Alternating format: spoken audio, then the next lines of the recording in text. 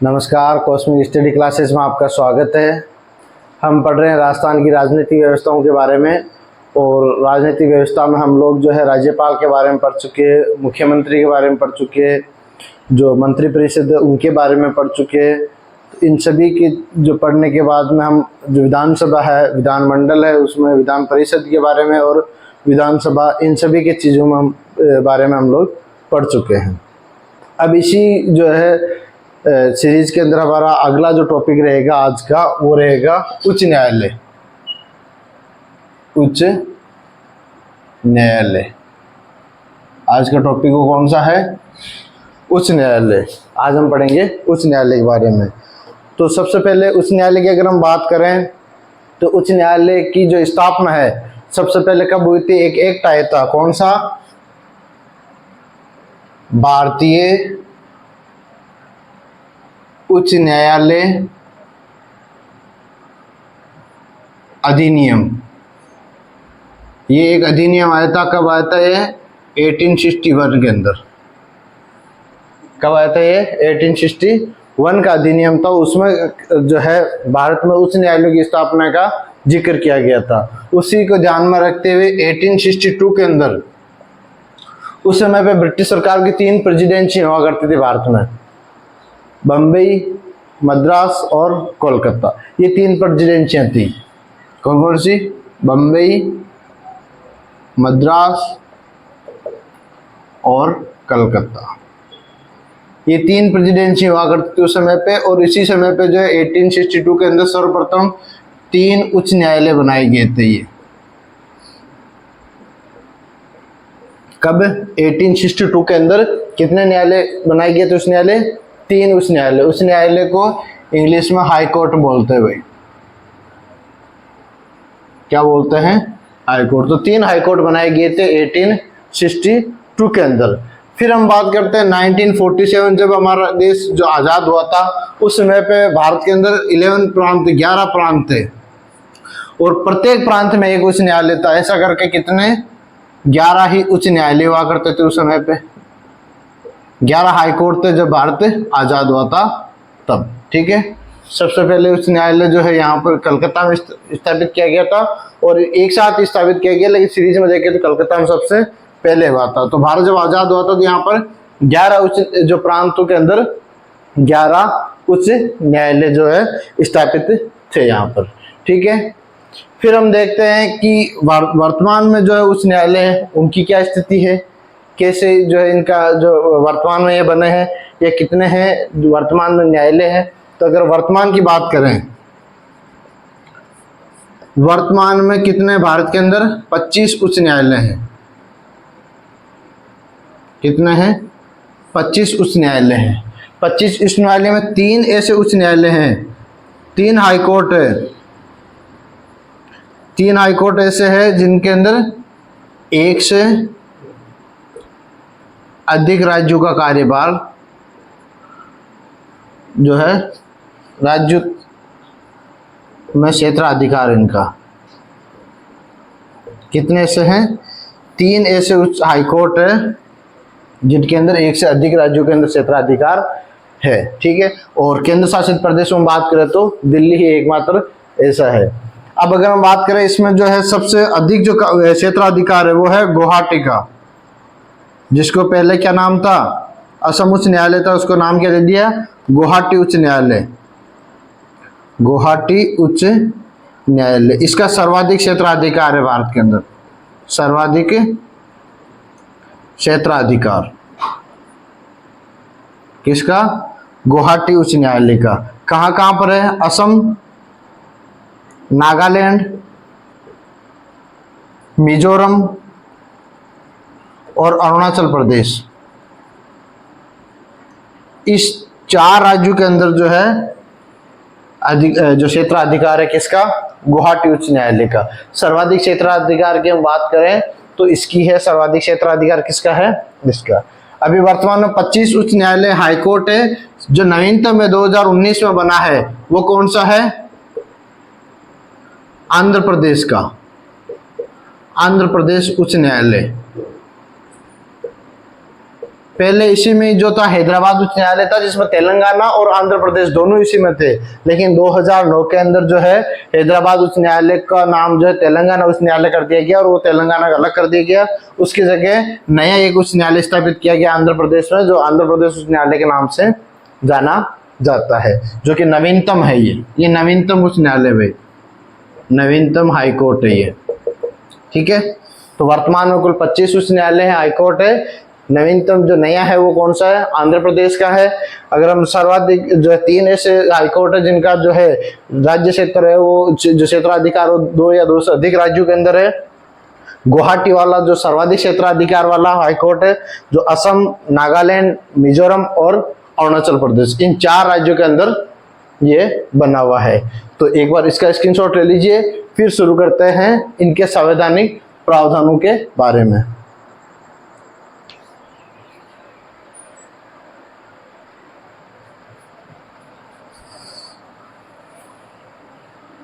Next देखिए, अब हम बात करते हैं क्या क्या संवैधानिक प्रावधान क्या क्या है उच्च न्यायालय से संबंधित।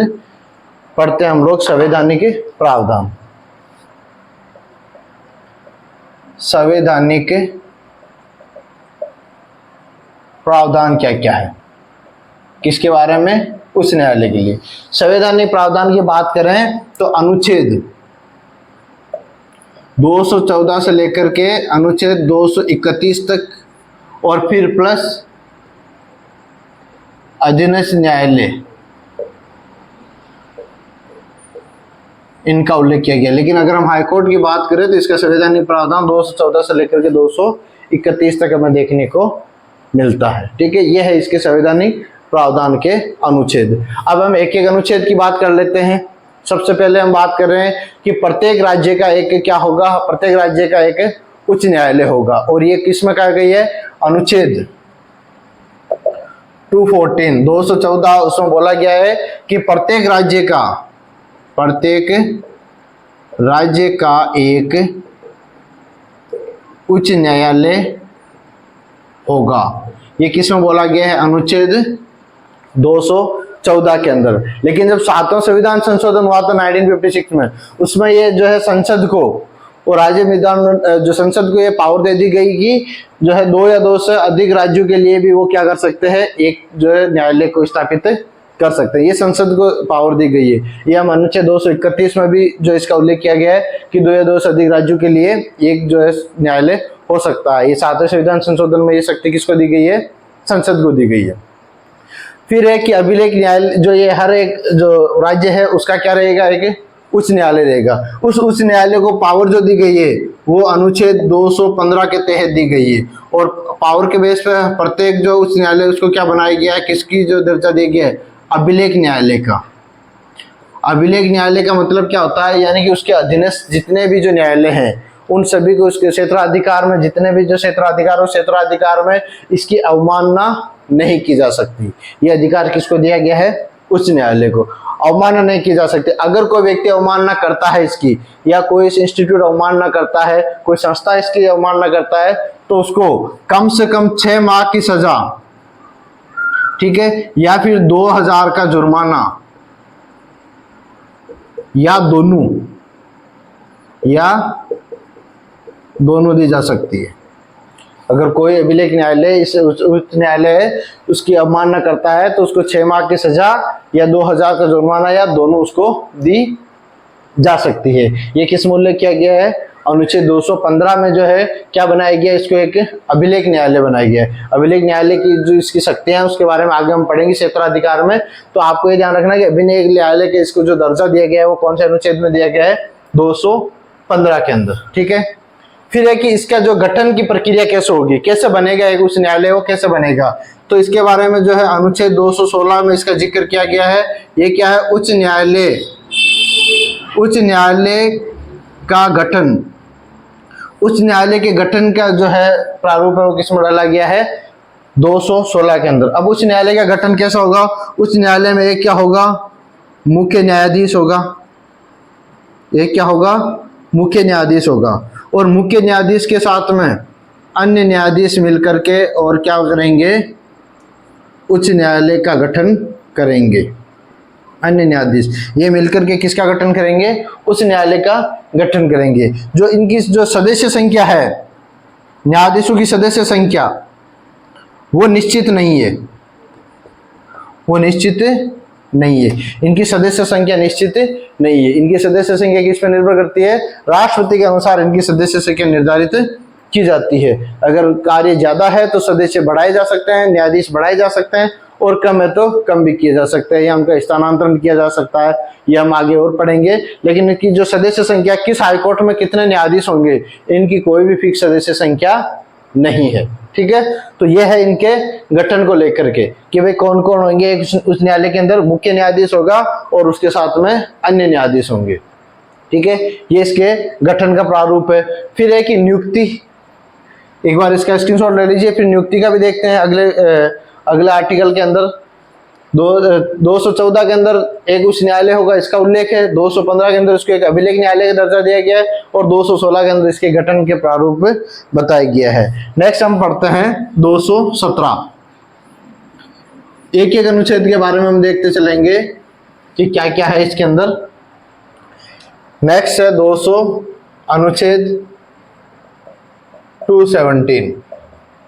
217 में न्यायाधीश की नियुक्ति के बारे में उल्लेख करता है। 217 क्या करता है?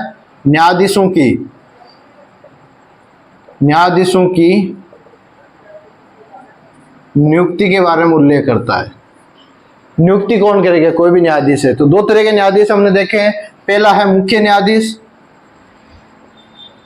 चीफ जस्टिस हाईकोर्ट का मुख्य न्यायाधीश, और फिर है अन्य न्यायाधीश। ठीक है, मुख्य न्यायाधीश और अन्य न्यायाधीश। तो मुख्य न्यायाधीश की नियुक्ति कौन करता है? राष्ट्रपति करता है। ये मुख्य न्यायाधीश किसका? हाई कोर्ट का। ध्यान रखना, सीजेआई नहीं है, चीफ जस्टिस ऑफ इंडिया नहीं है। हम बात कर रहे हैं किसकी? उच्च न्यायालय के। ये ध्यान रखना, कहीं तुम सोच लो कि हम लोग जो है सीजेआई की बात कर रहे हैं। नहीं, मुख्य न्यायाधीश कौन सा? जो है राज्य के जो उच्च न्यायालय, उस न्यायालय के मुख्य न्यायाधीश की नियुक्ति राष्ट्रपति द्वारा की जाती है। किसके परामर्श से? CJI, chief justice of India, उच्चतम न्यायालय के मुख्य न्यायाधीश की सलाह के आधार पर। प्लस उसके साथ में दो वरिष्ठ वरिष्ठ न्यायाधीश, उनकी सलाह, प्लस संबंधित राज्य के राज्यपाल की सलाह के आधार पर। किस किस की सलाह के आधार पर? राष्ट्रपति, सीजेआई, दो वरिष्ठ न्यायाधीश और राज्यपाल की सलाह। और ये कौन? राज्यपाल किसका? संबंधित राज्य का राज्यपाल।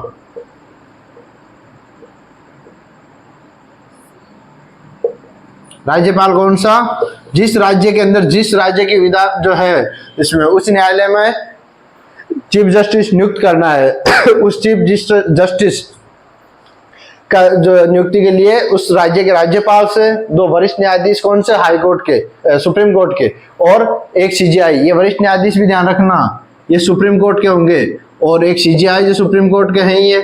ठीक है, और एक राष्ट्रपति। इनकी सलाह के आधार पर किसकी नियुक्ति की जाती है? किसी भी हाई कोर्ट के मुख्य न्यायाधीश की नियुक्ति की जाती है। ठीक है, फिर अन्य जो न्यायाधीश है, तो इनके अंदर भी क्या है, कौन कौन कर सकता है? राष्ट्रपति plus CJI plus chief justice of high court, उस राज्य का जो हाई कोर्ट है, उस हाई कोर्ट का चीफ जस्टिस है उससे, और प्लस राज्यपाल, उस राज्य का राज्यपाल है। इनकी सलाह के आधार पर क्या किया जाएगा? अन्य न्यायाधीशों की नियुक्ति करता है। कौन करता है? राष्ट्रपति। ठीक है, न्यायाधीशों की नियुक्ति कौन करता है? राष्ट्रपति। और किस किस की सलाह पे? सीजेआई का मतलब चीफ जस्टिस ऑफ इंडिया, इसको उच्चतम न्यायालय का मुख्य न्यायाधीश, सीजेआई का ध्यान रखना। ठीक है, और जेआई ऑफ एलसी यानी हाई कोर्ट यानी मुख्य न्यायाधीश, उच्च न्यायालय का मुख्य न्यायाधीश। अगर मैं कहीं पे भी ये लिख रहा हूँ तो इसका मतलब है उच्च न्यायालय का मुख्य न्यायाधीश है, और CJI लिख रहा हूँ इसका मतलब है उच्चतम न्यायालय का मुख्य न्यायाधीश के बारे में हम उल्लेख कर रहे हैं। तो अन्य न्यायाधीशों की नियुक्ति हम किस किस की सलाह के आधार पर करते हैं? राज्यपाल, उस न्यायालय के मुख्य न्यायाधीश और chief justice of India CJI, उनकी सलाह के आधार पर राष्ट्रपति क्या करता है? अन्य न्यायाधीशों की नियुक्ति करता है। प्लस जो मुख्य न्यायाधीश है उसकी नियुक्ति के लिए राष्ट्रपति किससे सलाह लेता है? CJI जो चीफ जस्टिस ऑफ इंडिया है उनसे। दो वरिष्ठ न्यायाधीश जो कहाँ के? सुप्रीम कोर्ट के। इसके अलावा संबंधित राज्य का जो राज्यपाल है उनसे क्या ली जाती है? सलाह ली जाती है। उसके आधार पर किसकी नियुक्ति की जाती है? मुख्य न्यायाधीश की। और मान लो 2 या 2 से अधिक है, 2 या 2 से अधिक राज्यों के लिए, नियुक्ति की जा रही है। कोई ऐसा कोर्ट भी है जो 2 या 2 से अधिक राज्य, जिसका क्षेत्र अधिकार 2 या 2 से अधिक राज्यों में है, तो राष्ट्रपति क्या करेगा? इनसे तो सलाह लेगा ही लेगा, इनसे तो, बल्कि जो राज्यपाल है वो दोनों राज्यों के राज्यपालों से लेगा भाई। दोनों राज्यों के राज्यपाल से सलाह लेगा। ठीक है, राष्ट्रपति दोनों राज्यों के राज्यपाल से सलाह लेगा। इसके अलावा इनकी सलाह तो कंपलसरी है ना, इनसे तो सलाह ली जाती है। राज्यपाल की बात करें तो जब 2 या 2 से अधिक राज्यों के लिए जब नियुक्त किया जाता है तब दोनों राज्यों के राज्यपाल से क्या की जाती है? सलाह ली जाती है। तो ये नियुक्ति के बारे में है। इसके बाद देखते हैं कि क्या योग्यताएं हैं, कौन जो है हाई कोर्ट के अंदर न्यायाधीश बन सकते हैं। इसी में है वो अनुच्छेद 217 में आपको देखने को मिलेगा योग्यता। 3 योग्यताओं को लेकर, पहला है भारत का नागरिक हो, पहली योग्यता तो ये है। दूसरी योग्यता, वो किसी उच्च न्यायालय में कम से कम 10 वर्ष तक अधिवक्ता रहा हो, यानी कि वकील रहा हो। 10 वर्ष तक जो है वकालत किया हुआ व्यक्ति है वो, कहाँ पर? किसी भी उच्च न्यायालय में। ठीक है, या फिर अधीनस्थ जो न्यायालय हैं, अधीनस्थ न्यायालयों में, किसके अधीनस्थ? हाई कोर्ट के अधीनस्थ न्यायालयों में कम से कम ये उच्च न्यायालय और उच्चतम न्यायालय भी है, उच्चतम न्यायालय दोनों में किसी में भी कम से कम 10 वर्ष तक न्यायाधीश के पद पर रहा हो। जो अधीनस्थ न्यायालय हाईकोर्ट के, उनके अधीनस्थ न्यायालयों के अंदर कम से कम 10 वर्ष तक के लिए अगर किसी कोर्ट के अंदर वो क्या रहा हो? न्यायाधीश रहा हो, या फिर वो क्या हो? किसी उच्च न्यायालय, उच्चतम न्यायालय, किसी उच्च न्यायालय या उच्चतम न्यायालय में कम से कम 10 वर्ष तक क्या हो? अधिवक्ता का यानी वकालत का कार्य किया हुआ हो। उस व्यक्ति को क्या बनाया जा सकता है? न्यायाधीश बनाया जा सकता है। ठीक है, कार्यकाल की बात करें इसका कार्यकाल का कहीं पे भी उल्लेख आपको देखने को नहीं मिलेगा। यानी कि किसी भी जो न्यायाधीश है उसकी नियुक्ति के बाद में किसी भी न्यायाधीश की कार्यकाल निश्चित नहीं है। लेकिन एक इनके जो है एज लिमिट दी गई है, वो है 62 वर्ष तक वो क्या करता है? अपनी सेवाएं दे सकते हैं। उनके रिटायरमेंट की आयु क्या है? 62 वर्ष तक। यानी कि उस न्यायालय के न्यायाधीश कितने वर्ष तक जो है अपने पद पर बने रह सकते हैं? 62 वर्ष की आयु प्राप्त करने तक वो अपने पद पर बने रह सकते हैं। आयु का निर्धारण है इनका, वो किसके आधार पर अगर कुछ होता है तो चीफ जस्टिस ऑफ इंडिया है, उनकी सलाह के आधार पर राष्ट्रपति द्वारा इसका निर्धारण किया जाता है। जबकि इनकी जो है आयु है कार्यकाल की, वो कितनी है? 62 वर्ष की आयु तक ये क्या कर सकते हैं? अपने पद पर रह सकते हैं। इनका कार्यकाल निश्चित नहीं है भाई, ये ध्यान रखना, निश्चित नहीं है इनका कार्यकाल। कहीं पे भी इनके कार्यकाल के बारे में नहीं बताया गया है। हाँ, इनको हटाया जा सकता है भाई, पद मुक्त किया जा सकता है। हटाया किससे जा सकता है? महाभियोग के आधार पर। महाभियोग प्रक्रिया के आधार पर, जैसे उच्चतम न्यायालय के न्यायाधीशों को हटाने की जो प्रोसेस है, उसी प्रक्रिया के आधार पर किसको हटाया जा सकता है? उच्च न्यायालय के न्यायाधीशों को उसी प्रक्रिया के आधार पर हटाया जा सकता है, जिससे कि उच्चतम न्यायालय के न्यायाधीशों को हटाते हैं। तो महाभियोग के द्वारा हटाया जा सकता है इनको। उसका जो भी अलग एक कोरम है कि भाई लोकसभा में कम से कम 100 व्यक्ति इसके लिए प्रस्ताव लेकर के आए, या राज्यसभा की बात करें तो कम से कम 50 व्यक्ति हो, उसके अंदर जो है प्रस्ताव लेकर के आए, हस्ताक्षर किया हुआ जो प्रस्ताव वो लेकर के आए, 14 दिन पहले इनको सूचित करें। फिर संसद के अंदर अगर वो बिल पारित कर पाती है दोनों हाउसेज, और जो सभापति होता है या अध्यक्ष होता है वो उस जो है उस प्रस्ताव को खारिज भी कर सकता है। ठीक है, खारिज किया जा सकता है। इसके अलावा अगर संसद द्वारा वो अगर प्रस्ताव पारित कर दिया जाता है तो फिर राष्ट्रपति के पास भेजा जाता है और राष्ट्रपति इनको हटा सकते हैं। लेकिन सबसे बढ़िया बात यह है कि भारत के अंदर अभी तक किसी भी न्यायाधीश को जो महाभियोग प्रक्रिया के द्वारा नहीं हटाया गया है, किसी भी न्यायाधीश को आज तक किसी भी न्यायाधीश को महाभियोग प्रक्रिया के द्वारा नहीं हटाया गया है। हाँ, ये अपना त्याग पत्र है वो राष्ट्रपति को संबोधित करके दे सकते हैं। त्याग पत्र का ध्यान रखना है, त्याग पत्र किसको दे सकते हैं? त्याग पत्र किसको दे सकते हैं? राष्ट्रपति को क्या दे सकते हैं? अपना त्याग पत्र दे सकते हैं। ठीक है, तो ये इनके नियुक्ति को लेकर के है, योग्यताएं हैं इनकी, कार्यकाल है, कैसे हटाया जा सकता है, त्याग पत्र ये किसको दे सकते हैं। नेक्स्ट देखिए, फिर हम बात करते हैं शपथ की।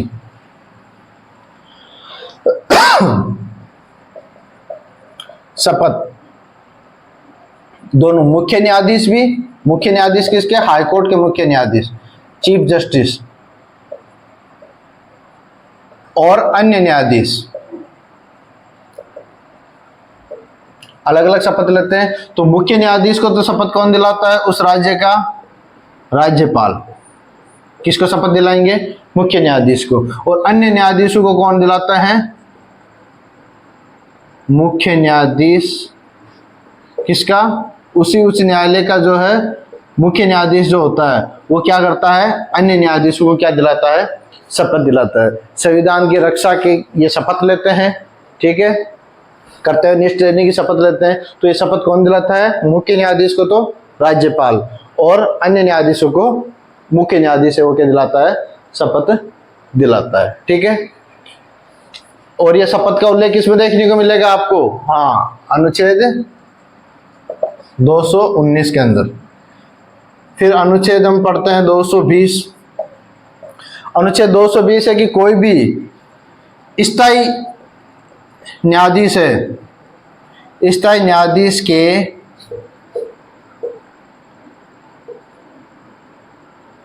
प्रैक्टिस पर प्रतिबंध।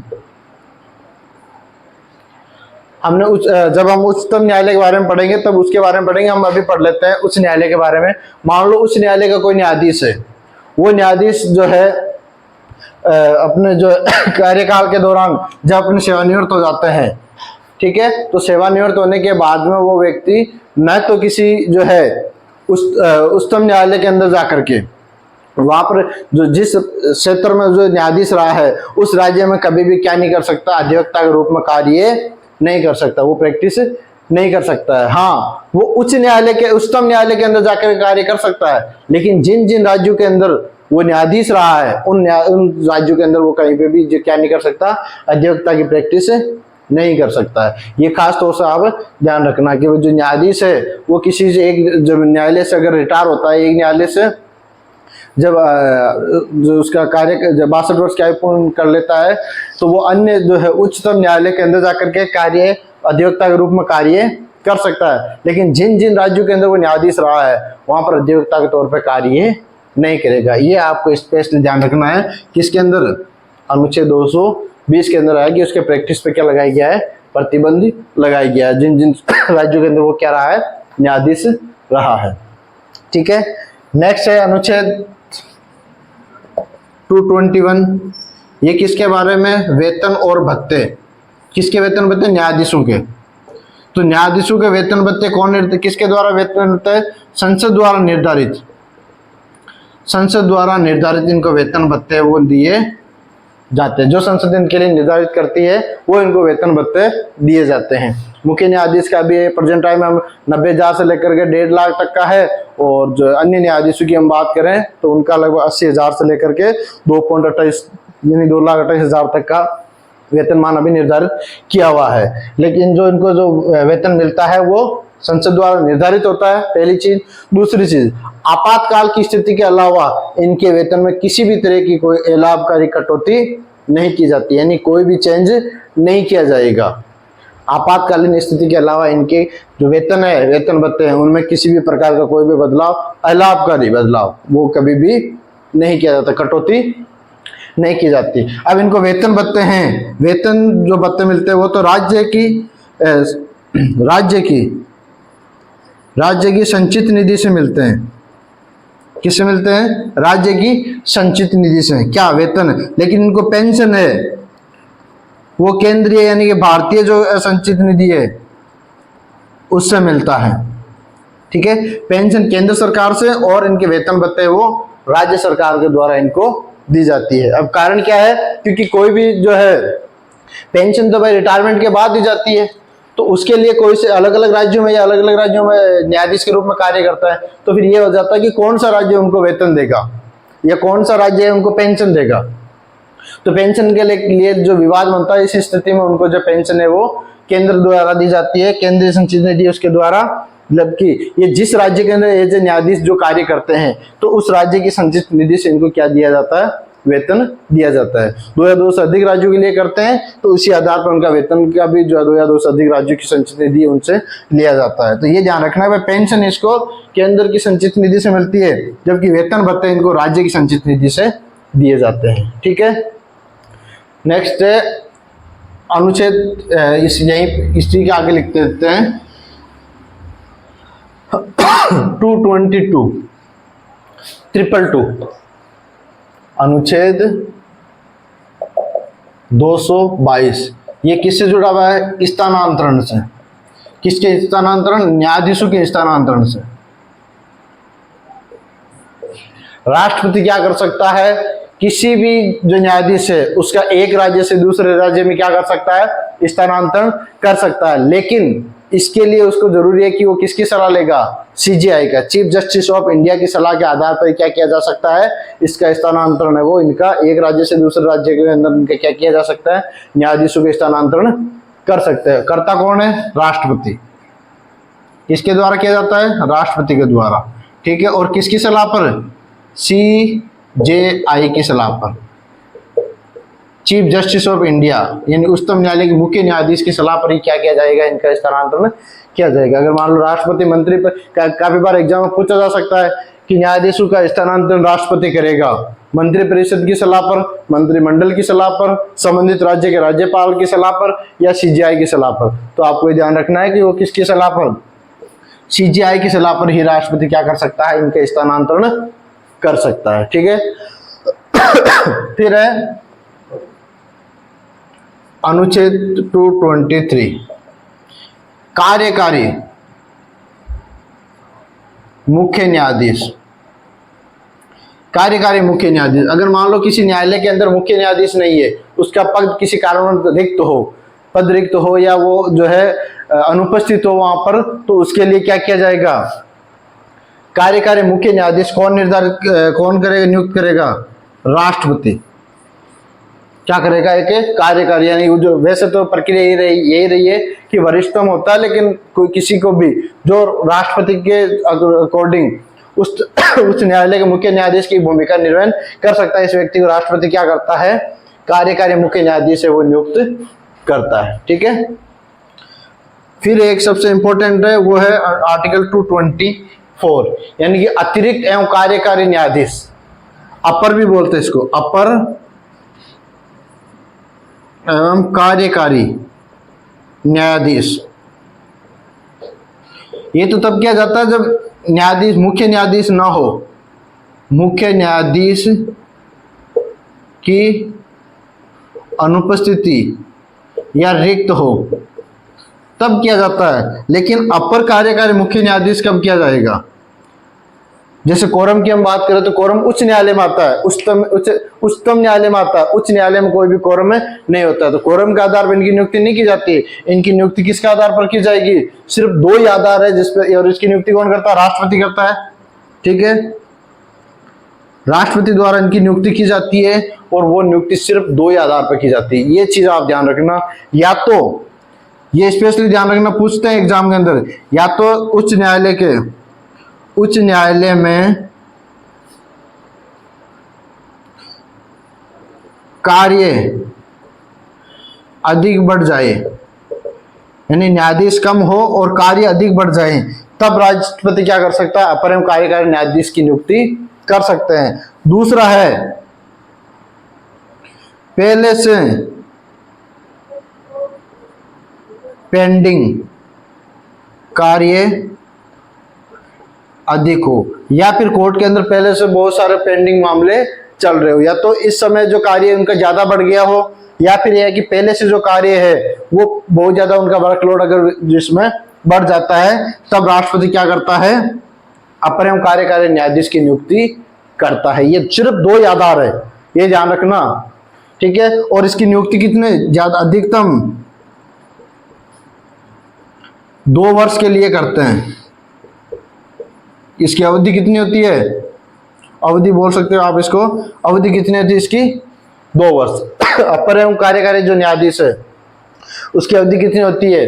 2 वर्ष की इसकी अवधि होती है। और किस किस आधार पर? या तो न्यायालय के अंदर कार्य अधिक बढ़ गया हो, या फिर पहले से काम पेंडिंग पड़ा हो, तब दो परिस्थितियों में क्या किया जाता है?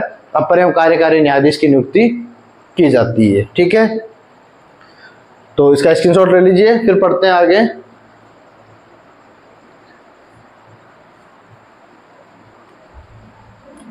नेक्स्ट देखिए आर्टिकल 225।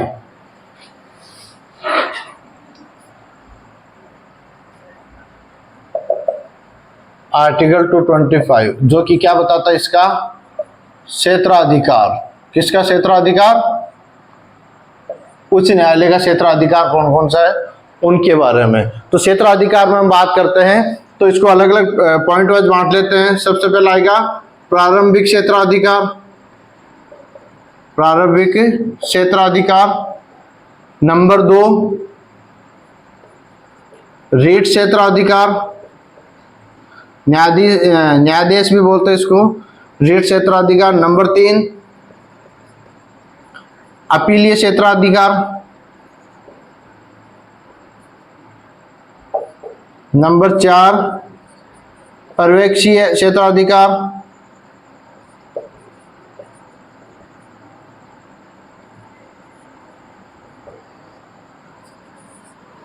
नंबर 5 है अधीनस्थ न्यायालयों पर कैसे नियंत्रण रखा जाए।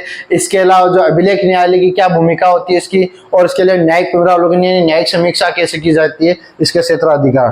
तो नंबर 5 है अधीनस्थ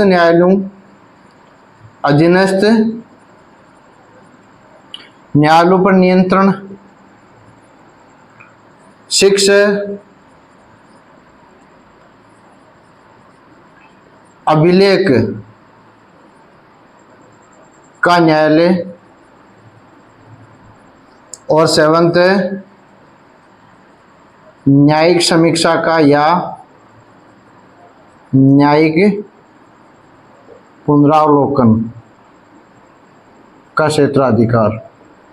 ये 7 क्षेत्राधिकार इसके है, प्रमुख रूप से बांटे गए जो अनुच्छेद किसमें है 225 के अंदर है। कितने क्षेत्राधिकार है? 7 क्षेत्राधिकार है। कौन कौन से?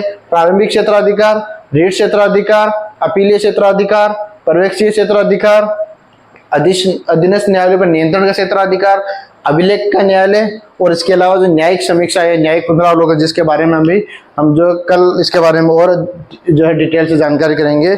तो आज हमने देखा कि जो लगभग कितने अधिकार इसके 7 क्षेत्राधिकार है। इसकी नियुक्ति, गठन, कौन कौन अध्यक्ष न्यायाधीश बन सकता है, कौन की नियुक्ति करता है, शपथ कौन दिलाते हैं, कितना कार्यकाल यानी कितने वर्ष तक के लिए न्यायाधीश रह सकते हैं, इन सब के बारे में जाना है। मिलते हैं आपसे अगले वीडियो में लेकर के इन सारे क्षेत्राधिकारों के बारे में डिटेल से चर्चा करेंगे हम लोग कि कौन कौन से क्षेत्राधिकार में क्या क्या क्षेत्राधिकार है, यानी कौन कौन से मामले हैं जिनकी सुनवाई उच्च न्यायालय के अंदर की जाती है, या जिनको न्याय करने का जो है जिम्मा उस न्यायालय के अधीन होता है। तो मिलते हैं अगले वीडियो के अंदर लेकर के इन सभी क्षेत्राधिकारों की डिटेल में चर्चा।